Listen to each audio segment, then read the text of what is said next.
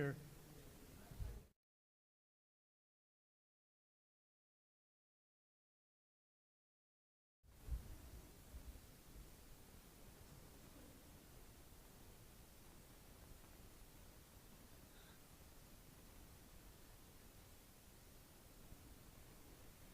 So, good evening, everybody, and thank you for being here. I'm Tom Hogan, the director of the Milwaukie Poetry Series. So I want to welcome you here to the Ledding Library for the poetry reading, which we've been looking forward to. I also want to welcome those of you that are seeing this on live stream. So thank you for logging in. And especially thank you because there's so many demands on our time. There's a lot of other things that we could be doing, but you're either being here at the library or logging in online for a poetry reading tonight. So I'm going to introduce our poet in just a few minutes that we've been waiting to hear for. But before I do that, I want to say some thanks. Thanks to the City of Milwaukie. The City of Milwaukie has, thank you very much. That is not particularly usual, and the City of Milwaukie has supported us from the beginning. We got a grant from the Clackamas County Arts Alliance 18 years ago, and so it was a startup grant, and as startup grants go, they were supportive right after that. So we're very thankful for them. Also thankful for the Ledding Library here. We've been at the Ledding Library the whole time. We've been at a couple of different facilities. Many of you remember that we were at the Pond House for a long time. We love the Pond House. But this is a beautiful library. So we're very thankful for the Ledding Library. Thank you very much. And we want to extend thanks for the Milwaukie Poetry Series Committee. So a couple of people are sick tonight, so they are not here in person, but we think they are watching online. So thanks to the committee that works on this, because you need to have a board and you need to have people that are coming and are working and to make this happen. So a big thanks tonight for David Filer, who's back there. And when we get to the question and answer, David's going to bring the microphone around. So I'll probably say this again. When we get to the Q&A and you have your question, please speak into the mic, because we'd like to get the question as well as getting the answer. And finally, we want to thank the Willamette Falls Media Center. Our technician, our magician is what we call him, Josh back here, is the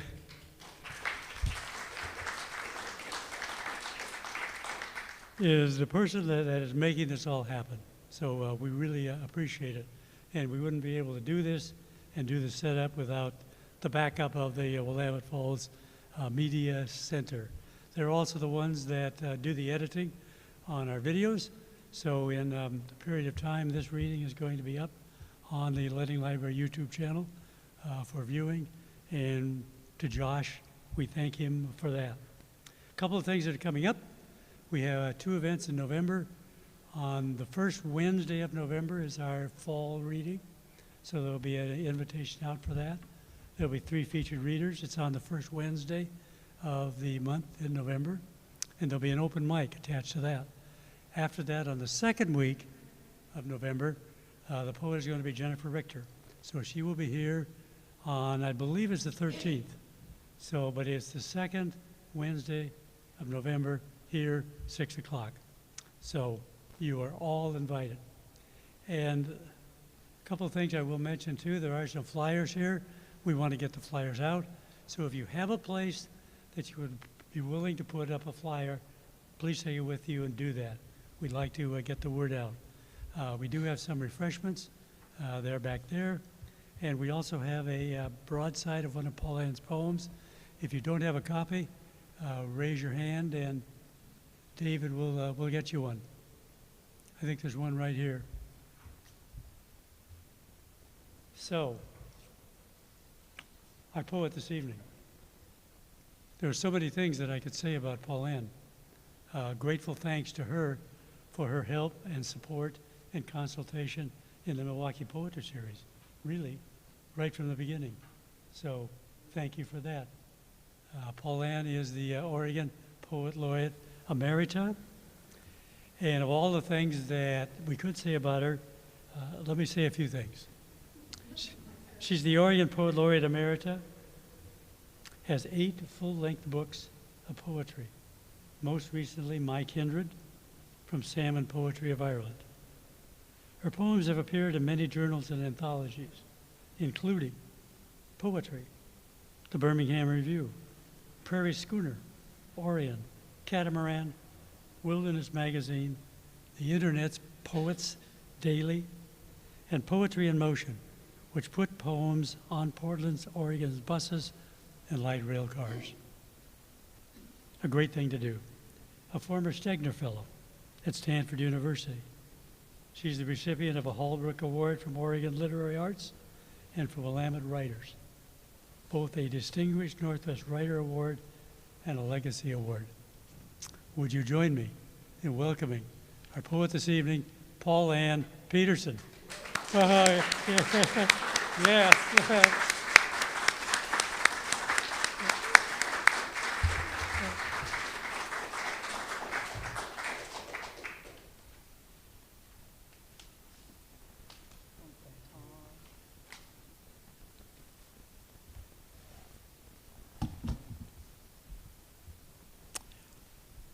Oh,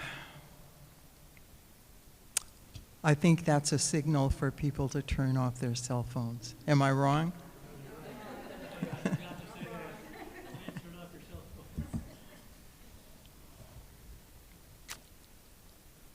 Milwaukie Poetry's 18th season.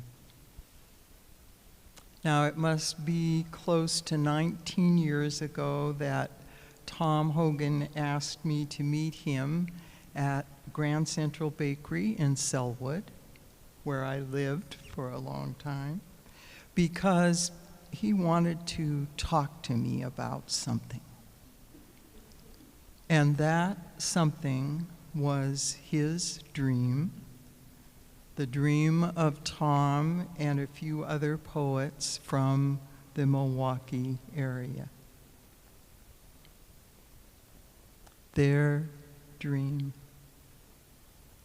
The dream of a poetry reading series offered through the Ledding Library, a library that had recently purchased a nearby house, the Pond House, a place the library planned to use for community gatherings.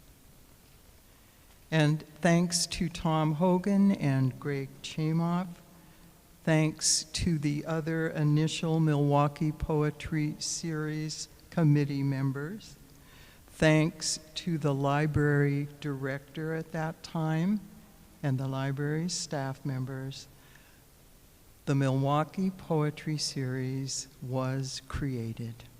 Hosanna!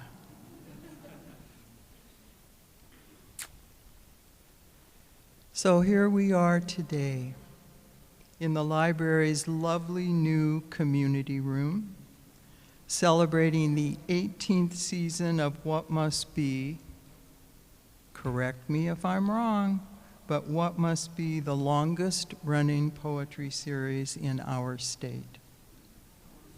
18 years, 18 seasons.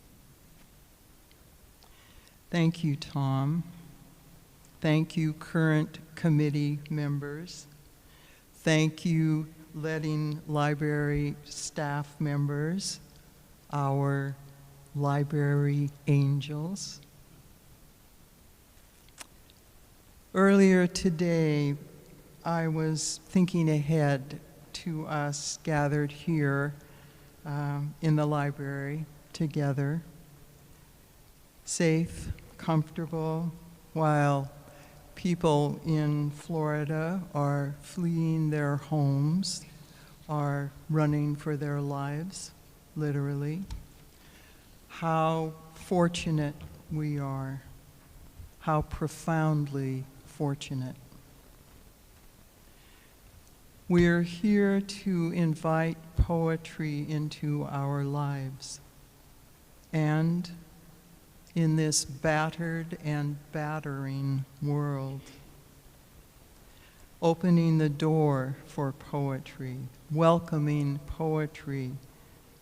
Yes, welcoming poetry is a wise choice.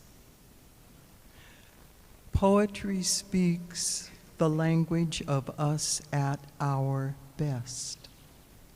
Poetry speaks the language of us at our most creative, most attentive, most responsive and compassionate.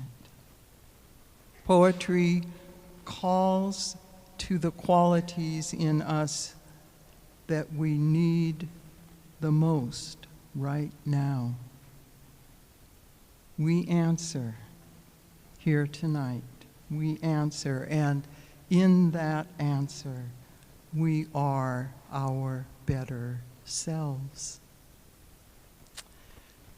Tonight, I'll begin by reading a handful of poems from my latest book, My Kindred.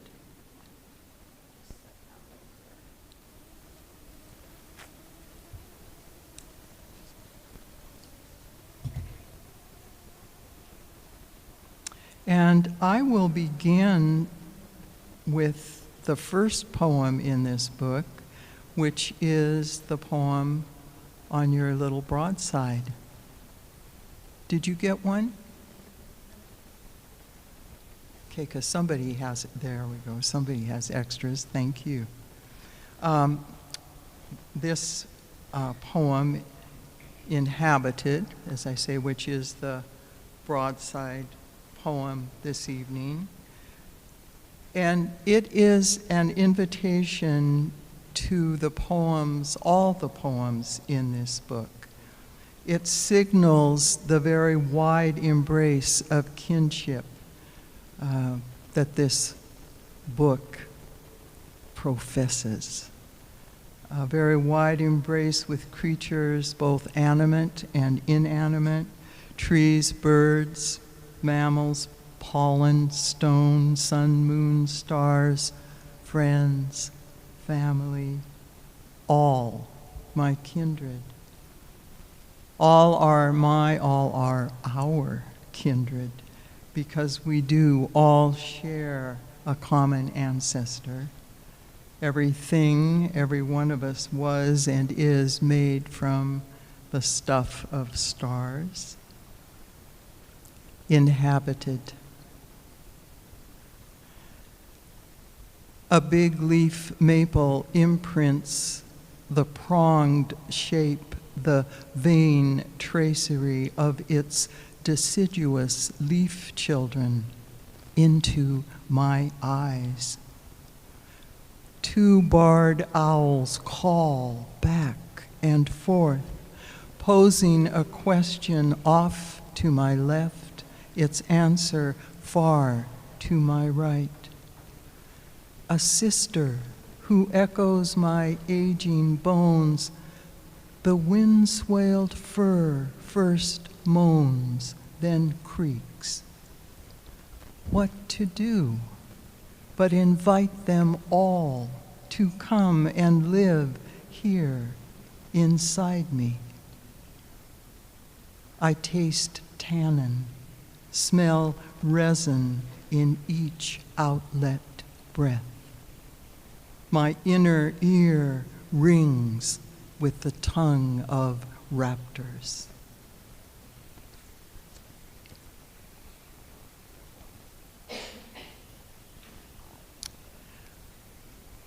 This poem is entitled, Had the Matriarch Been Born a Bat?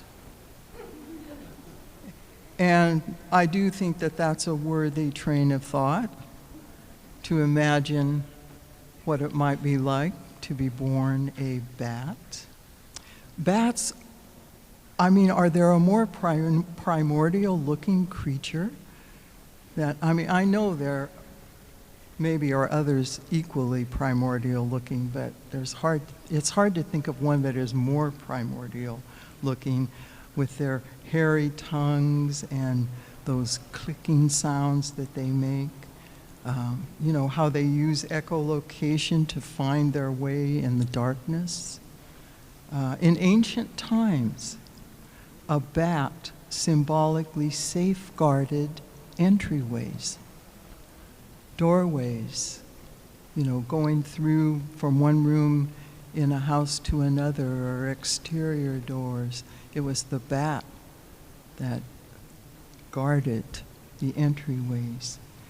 And, of course, the fact that the females give birth while hanging upside down.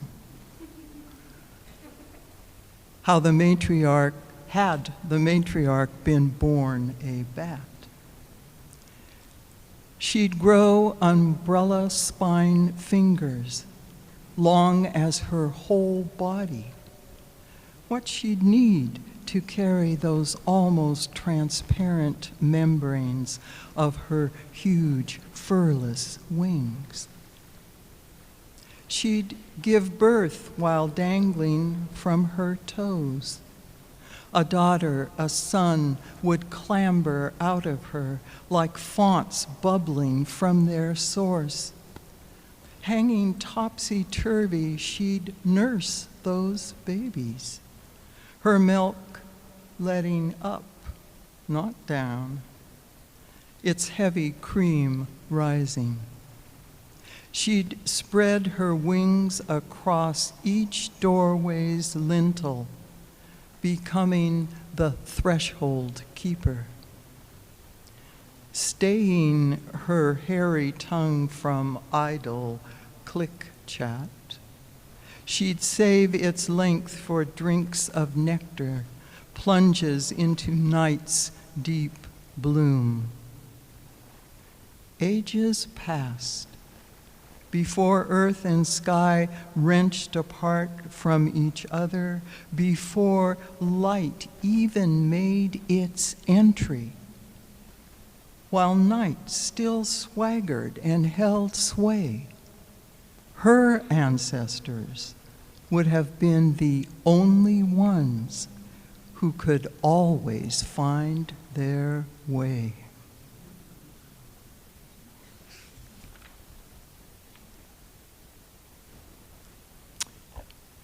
Yin and yang. Now, most likely you, obviously me too, everyone, we immediately associate yin and yang with female and male. But I ask you to envision, please, that yin-yang symbol, and remember that every human being contains elements of both. We each have in us some yin, some yang. All of us contain some parts of the masculine principle, some parts of the feminine principle. So this poem is called One of Yin's Voices Speaks Up, and I ask you to remember that each of us contains part of the man in this poem, part of the woman in this poem. One of Yin's voices speaks up. You'd think water's female aspect would be a pond or a lake, deep, reflective, still, taking the sun and moon and clouds onto its thick, shimmered skin. Wrong. You would be dead wrong. Being a woman, I know at least that much about water. One high summer day, I stood behind a waterfall in a shallow cave scooped out of the cliff's base. Through the cascade, I looked out and down at the roiling pool where the waters falling came to its end. Din pummeled my ears. Mist weighted my hair. The air, smelling of skunk cabbage, willow, and mullein. The air tasted fecund and wet, deafened, mute. I gazed through that plummet, joining a world on high to the one below, and I knew. The man is rock, still, ever still, afraid to give up his hard-won place far above the rest. The woman sweeps right over his prominence. In sheer free fall, she heads down to earth, hell-bent to reach the sea. Remember now, you've got some of both of those in you. All of us do.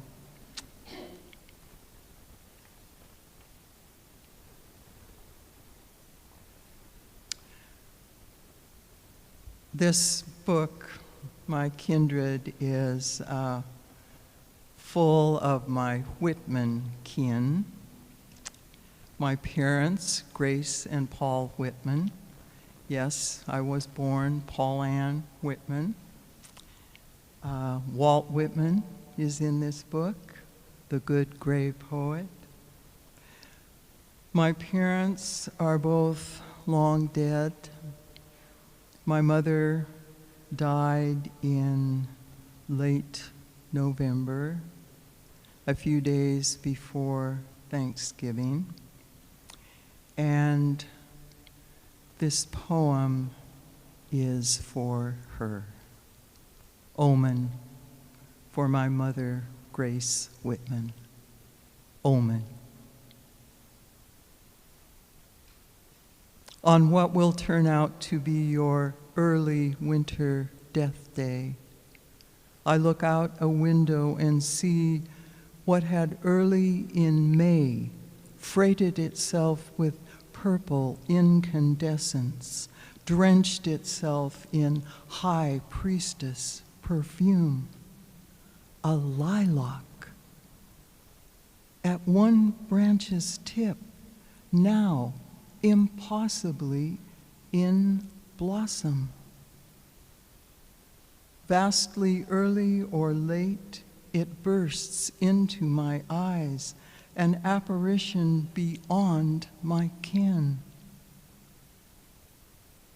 No telling how I can tell, but I know this day will unfurl another blooming, a terrible beauty so untimely I will not outlive its passing.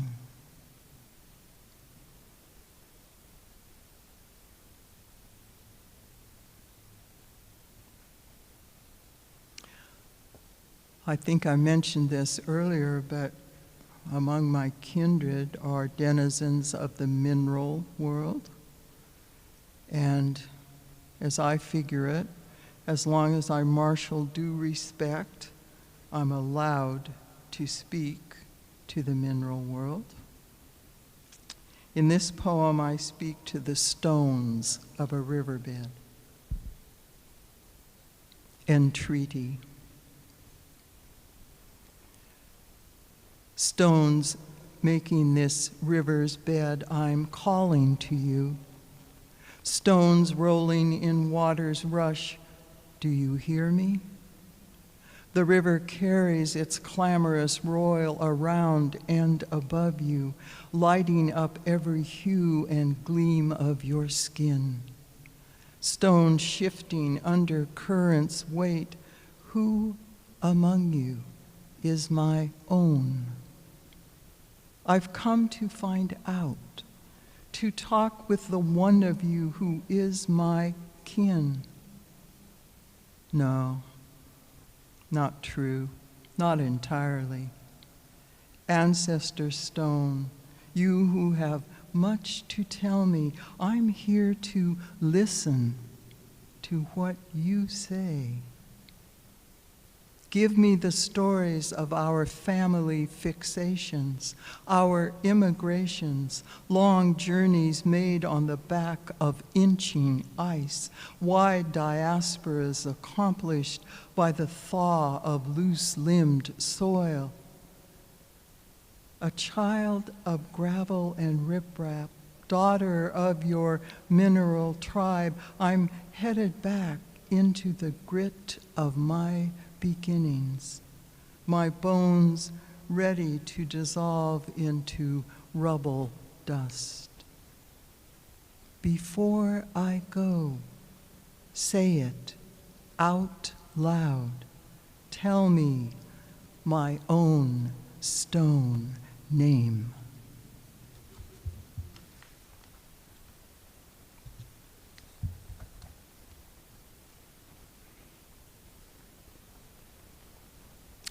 Now, a few post my kindred poems. And most of what I've written since my kindred was published seems to me to be very much a part of my kindred. How could it not be? A number of my poems are about trees. Are poems praising trees. This one attempts to convey what it might be like to be a tree, a leaf-bearing tree, the art of being deciduous.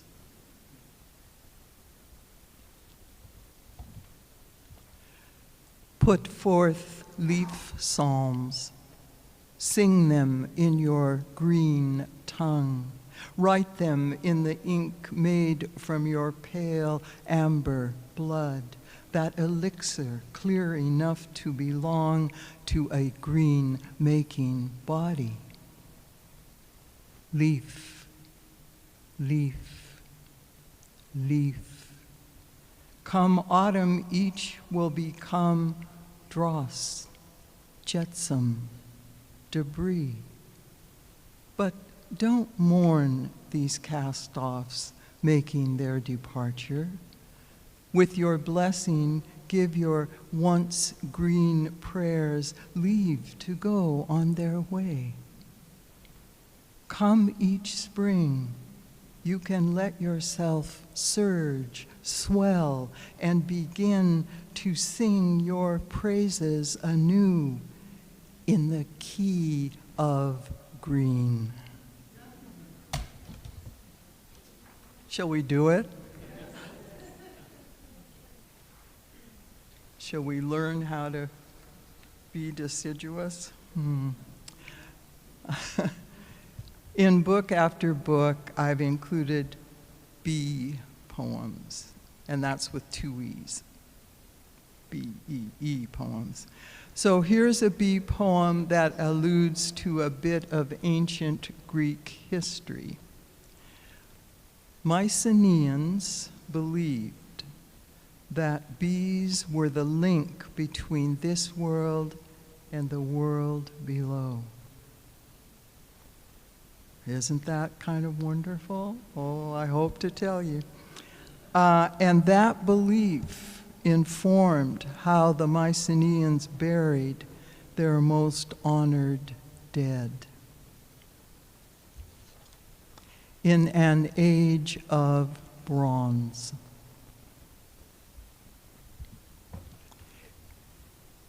Because a bee is the bridge between upper and under worlds, the Mycenaeans made their tombs in the shape of hives,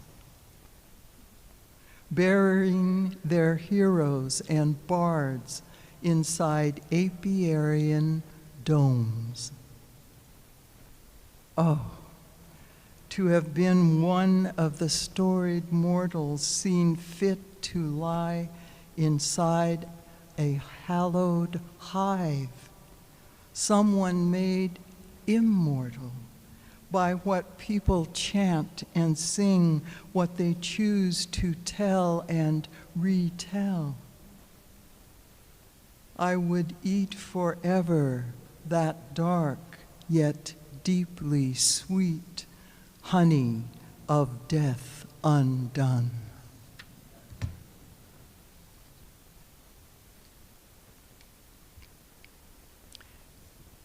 This next poem, titled "What a Story Can Tell Us About Usefulness."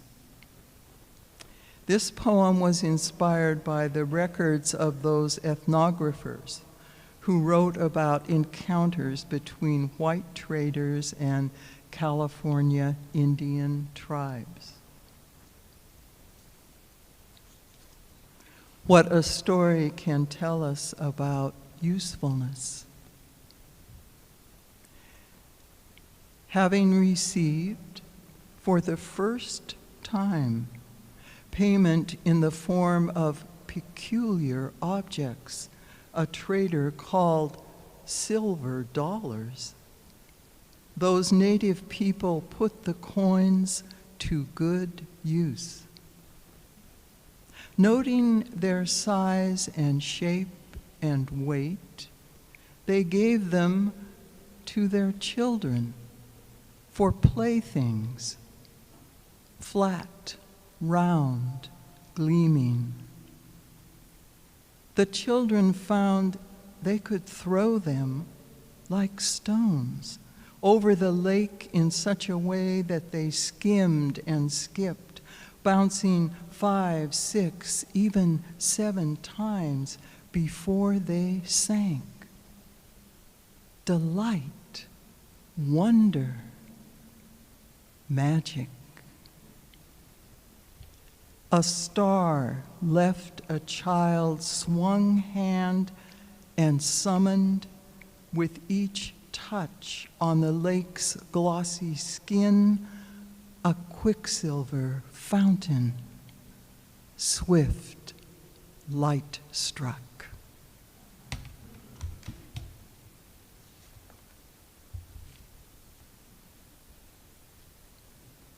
Frequently, I write poems about my father, my mother, my dear parents. Poems about dispersing their ashes. This next poem somewhat explains my ritual of, over the years since their deaths, my ritual of scattering their ashes into the rivers and oceans of India, of Turkey, of France, of Oregon. Remains. How fine now my mother's body, how fine the body of my father, now that both have been transmuted by fire.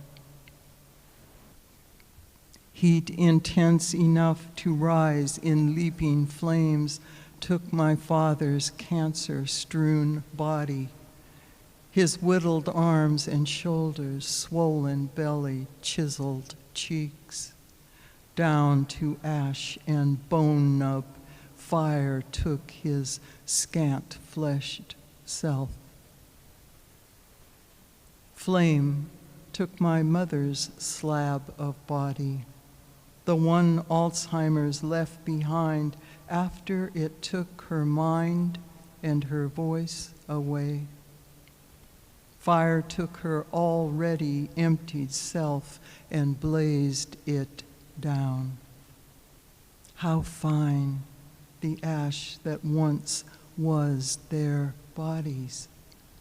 So fine, I will never find the vessel able to contain it.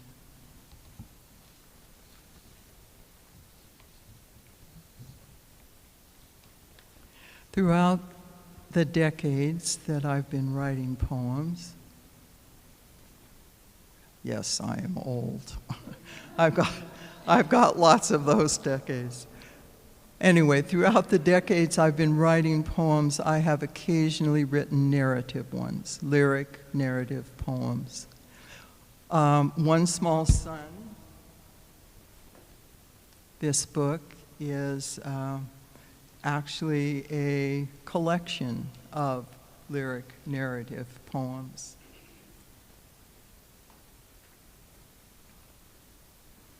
And I still write narrative poems once in a while. Here's one. This poem is dedicated to Ken, my husband, AKA the Poet Laureate Delivery Service. Ken, who for the 4 years that I was Oregon's Poet Laureate, drove me all over Oregon so I could give workshops and readings and keynotes to every one of Oregon's 36 counties. Well, he is the Poet Laureate Emerita Delivery Service now, and he kindly drove me here tonight.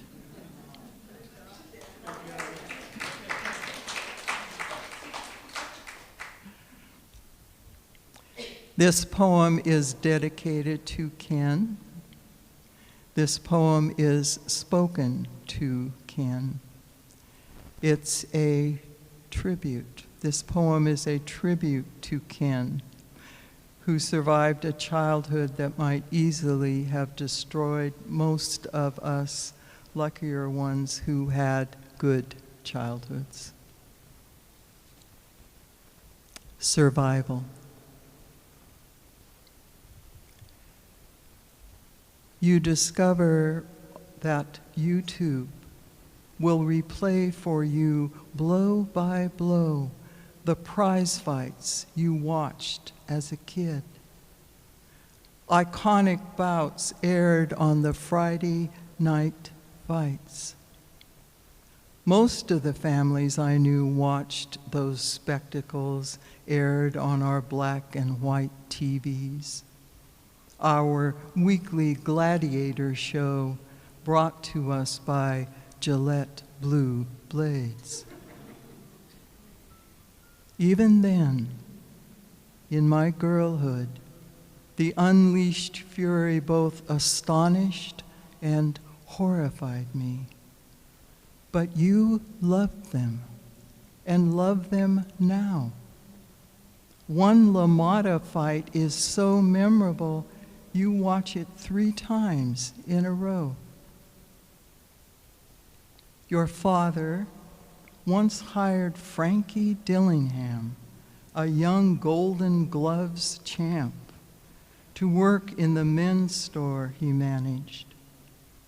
Customers scarce, your father away on a break, Frankie would show you, the skinny Jewish 10-year-old, how to throw a punch, how to keep your guard up. You caught on fast, but not well enough for one-sided fights. Coming at you, time after time, your mother screamed, slapped, and slammed you against the kitchen wall. She hit you with one sucker punch after another. What's so memorable, I ask you, about the Sugar Ray Jake LaMotta fight you watched again last night on YouTube? You tell me LaMotta took an amazing amount of punishment, a relentless barrage of blows, and kept standing. Survival.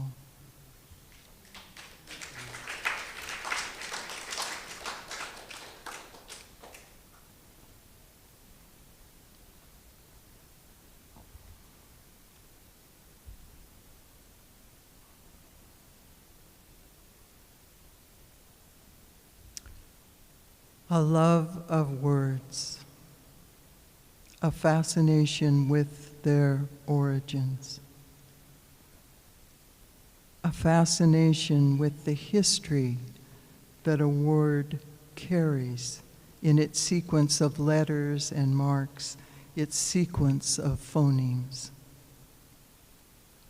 Ever since I discovered its origin, its etymology, I've been in the thrall of the word window.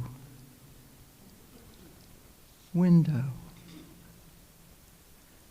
The Old Norse word window comes from vindr, meaning wind, and aga, meaning eye.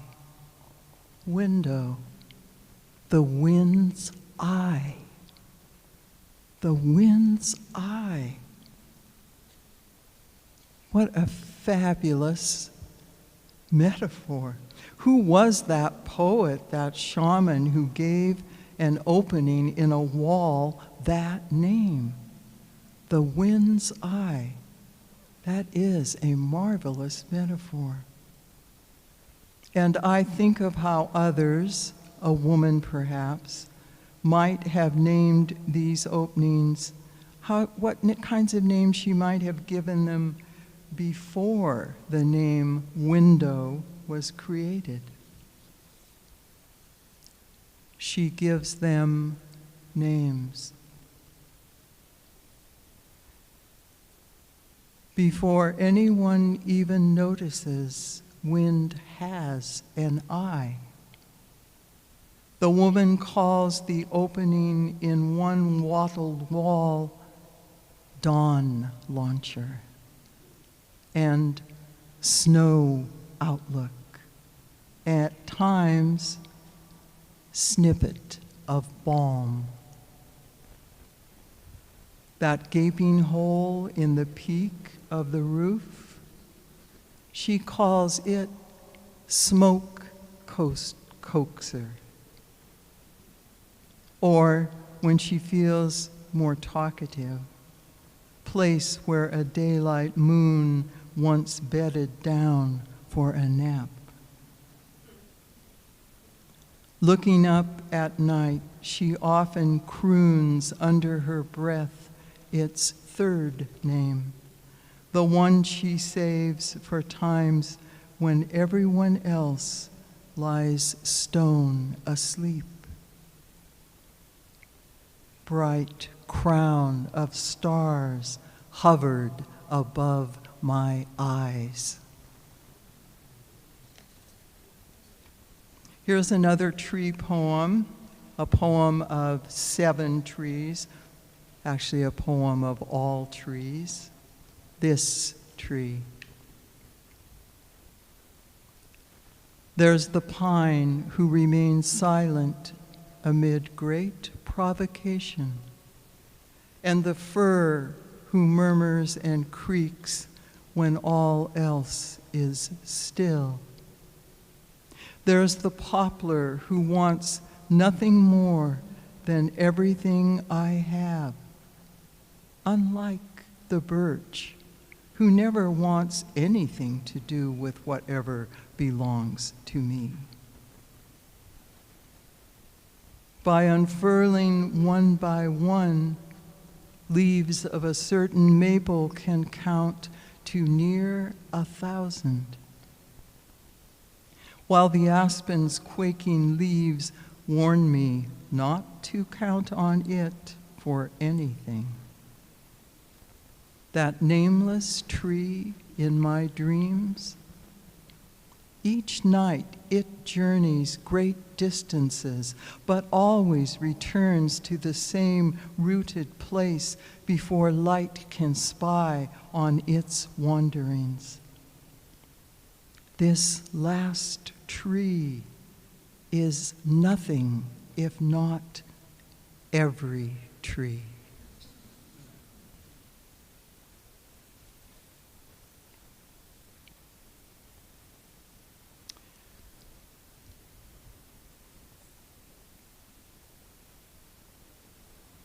This fraught world, this stricken, beleaguered world, this all too dark world. Too often I feel numb, I feel wordless in the face of this world. But the natural world, the trees, the bees, rain, the smallest of blooms, birds, the natural world reassures me, returns my voice to me. This next poem alludes to a particular bird, an egret. It alludes to how egrets and herons rest, how they sleep. They tuck their heads under one of their wings. To better navigate this dark world, I go seeking among sleeping egrets. Each tucks her long beak, head, neck under one sweep of wing. Absent, yet present, burrowed into her own feathers, each closes her eyes. Battened within the blood heat her body keeps for itself, she takes replenishing sleep. The croak and swoop of her voice lie still, her song for a while at rest, unsung. Flood, wildfire, famine, disease, drought, plastic clotted seas rising. So be it that worldly mayhem too often batters me voiceless these days, nights, weeks. Kept alive in the crook of an egret's long throat, her music holds whole and strong, ever ready under that one sky-stroked wing.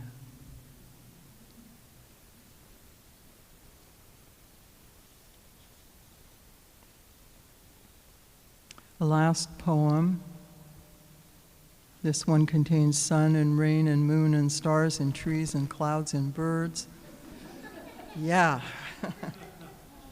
It's called Imprint, and its epigraph defines a very specific kind of imprint, an ecological footprint.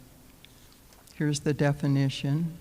An ecological footprint measures how fast a human being consumes resources and generates waste compared to how fast nature can absorb that waste and create new resources. Imprint.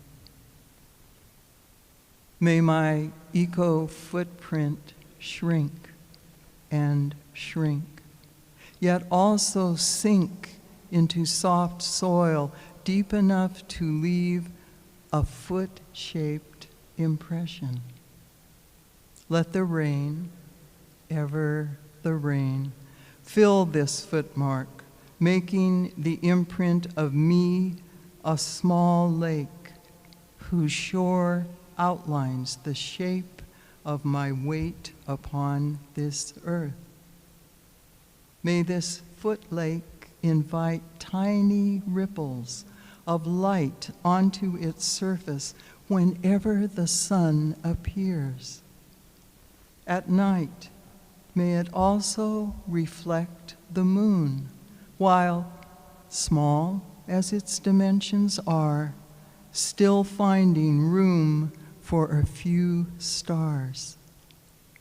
Filled, abrim, let my earthly footprint be fit to take unto itself the mirror twin of any tree branch leaning over, any cloud making its swift sky scuttle far above. At my imprint's edge, let finch, nuthatch, and wren come to drink from me. Thank you.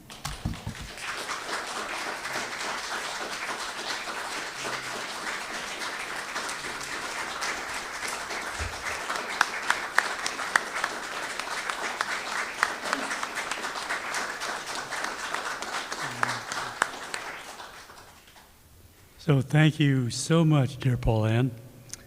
We have a question and answer period now, and Paulann has saved a poem, so we're going to end after the Q&A period with a final poem from her.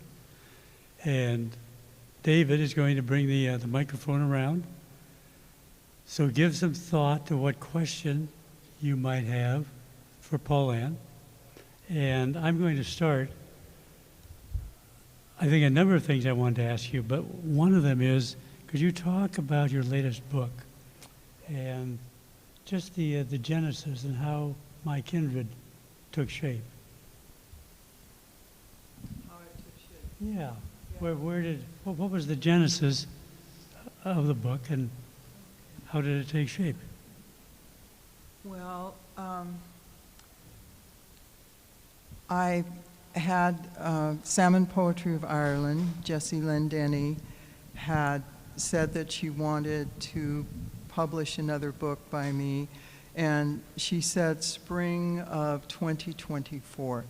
And this was sometime in 2022, and so I was kind of gathering poems together and looking, what might fit. I ended up looking at twice as many poems as are in the book, looking for poems that seemed to me to belong together, to be part of a whole. And then I received the notice from Jessie Lendenny that she changed her mind and she wanted the book a year earlier. She wanted it for AWP in Seattle in 2023, and that put a rush on. And so I started looking at, all these poems. And the whole sense of kindred, and that's something that's been in some of my earlier poems too. This idea that, one of my poems starts out, "So it's true, the poplar and I are sisters, daughters of an ancient star." That's a very old poem. Anyway, but I could see the poems beginning to coalesce around that. And I got some help from my dear friend Lex Runciman, who, looking at one of the first rough takes on what would go into the book, told me that the meta poems had to go. And at first I thought, meta poems are poems that are somehow about poetry, about, the writing of poetry. And I thought, and then I thought a little harder, and then I thought, okay, yeah, he's right.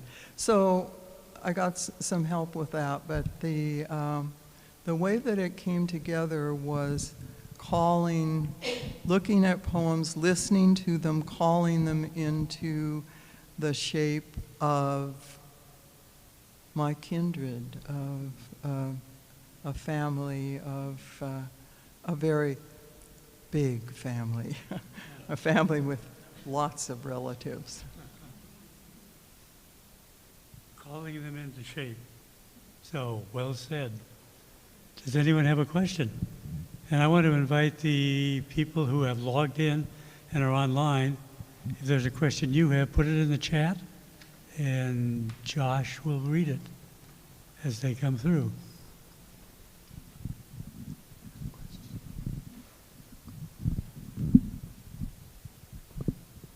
So, Paulann, I am a big fan of your ability to read at such a deliberate pace. And I'm wondering, when you first write a draft of a poem, do you write that draft the same way? Is it word by word, or do you write a batch and then do revising later?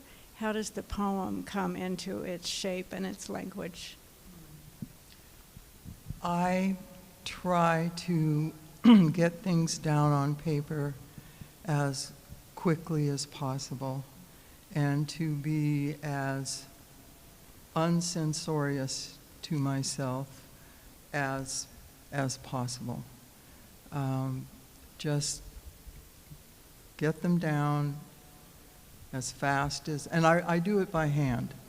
I write a number of drafts longhand, pen and paper, longhand, before I ever keyboard them and look at them in type. And that's a whole different part of the process. You see them in type. But yeah, I try to just get it down there as fast as possible. And then when I start looking at the poem and shaping it, and then I'm always listening for sound. And if I have a place where I want a word or another word, then I try to make a little sonic map of the poem, see what's already there with sound, and then as best as I can pull the rest of the poem into that sound form. So if I have a string, let's say, of long I's or long E's that are a sort of a spinal column to the poem, and I have a choice toward the end of the poem, like say between two perfectly acceptable diction choices, and one of them has that long E, oh, you know what I'm going to take.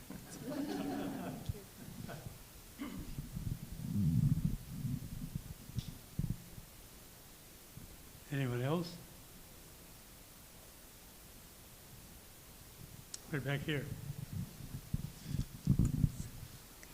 So these new poems, your new poems, when do we have the delight of having them published? I haven't, those new poems, and when I say new, my Kindle came out in 2023, so it's at least a year old, but they're, newer than my Kindle.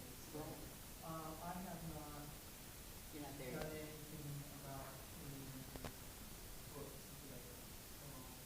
But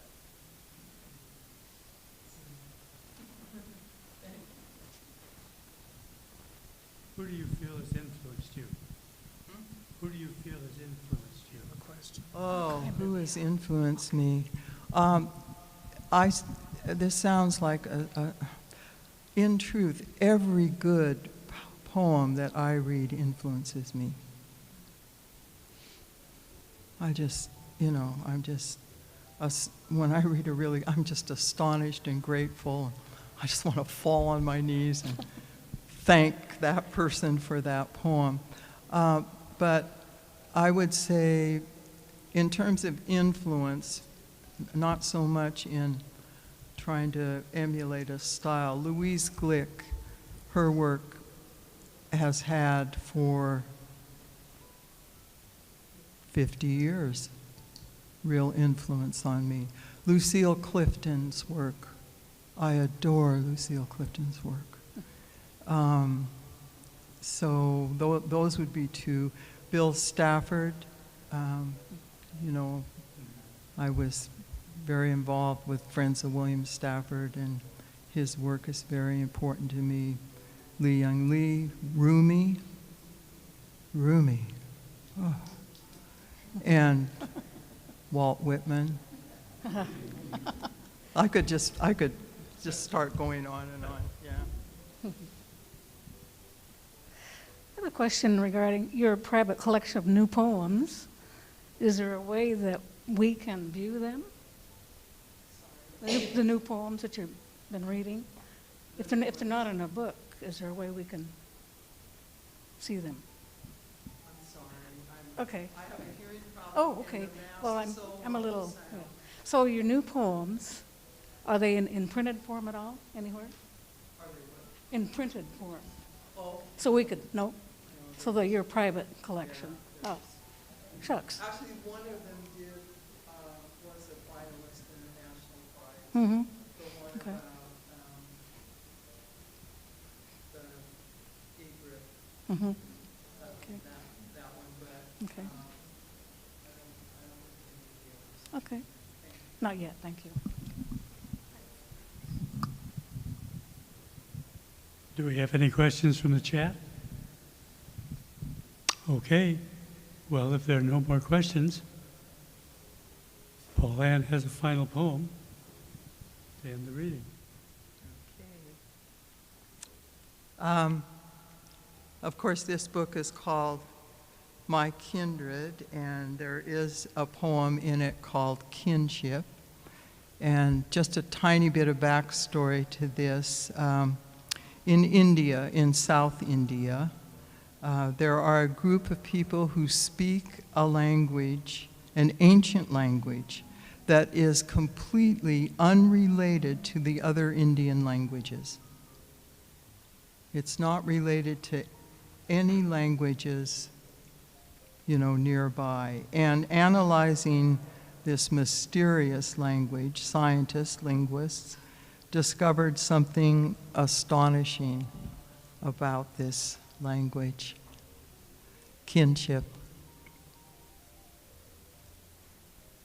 A few of our world's people still speak a tongue so old, its closest analog is bird song. Bird song. And a bird carved some 30,000 years ago may well be our first work of art. Why mimic the palaver of a thrush? From wood or stone, why shape a tern's body, its wings pressed tight against its sides?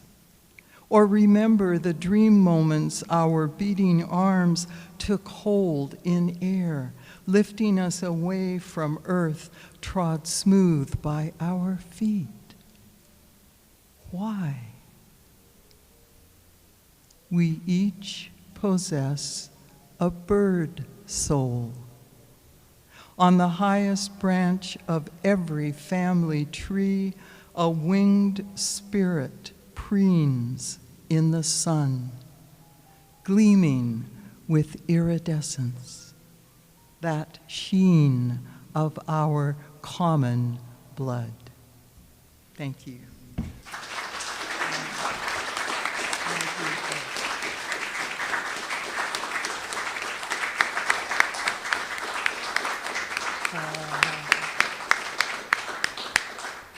Thank you so much, dear Paulann.